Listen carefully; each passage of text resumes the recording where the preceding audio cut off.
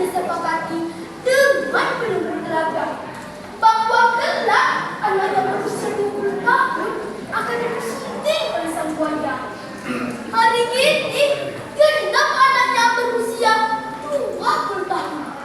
Benar, tidak saja bos. Cuma sabar oleh seekor siluman buaya ikan ke telaga kemudian ke lautan. Tentu saja orang kampung termasuk orang terima untuk mengejar anak gadisnya oleh sang buaya.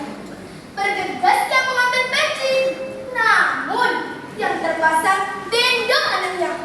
Istriku, cepat kau ambil sabit, kata petani lagi. Oh, sabit yang aku minta, sabun yang kau berikan. Hah, udah.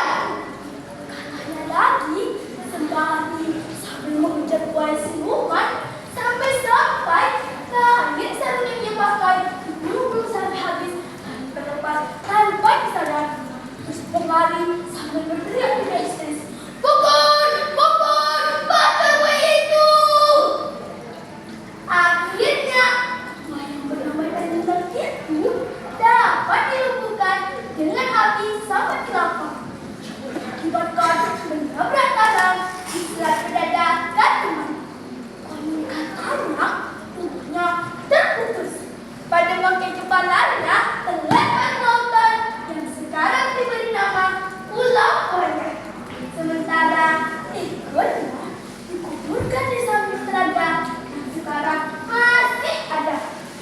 Alam kabut cuaca kelam, patah tinggi dan dipendayung. Jangan diturut wayang, terus sebiji ribut sekampung.